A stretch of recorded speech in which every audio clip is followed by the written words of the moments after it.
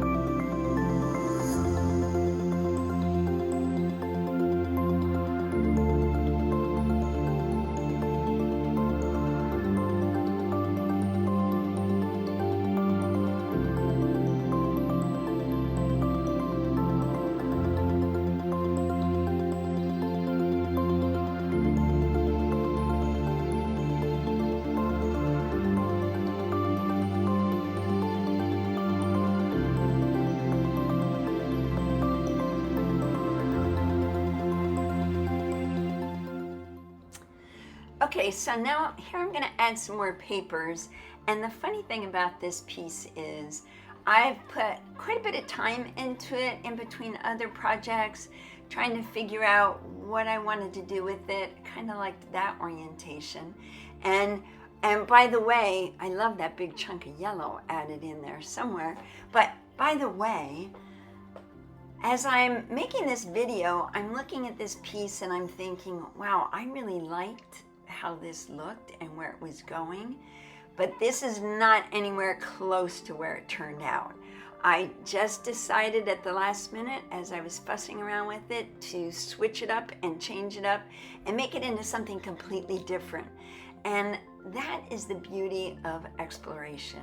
Not getting too attached, not falling in love with something before it's time, or when you're not really, it's good. You like it, you like the colors, there's things you like about it, but it's not done yet. So I completely switched this up, and yeah, I did that. But now as I'm looking at it in this video, I'm wondering why, and I'm still not done. It's a piece that's done on mixed media, 18 by 24 mixed media paper. So I'm not too attached. I haven't invested a lot of money. I've just invested my time, the few pieces of torn up paper and the paint that I've used. But what I've gained from it is the ability to explore something different, something that I haven't done before, and really the art of letting go. And trust me, as you may know, that is an art. So you'll see where this piece finished up in the next frame, and then after that you'll see it turn completely different and turned in 4 different orientations. So leave a comment and let me know which orientation you liked. Number 1, number 2, number 3, or number 4. I'd love to get your opinion. So thanks for watching. Don't forget to explore. Don't forget to keep on layering until you're happy. And don't forget to learn to let go. When things aren't working, just let them go. I'm not even sure this is going to be where it ends up, but I sure had fun getting there. So I will see you in the next video. Thanks for being here. Bye.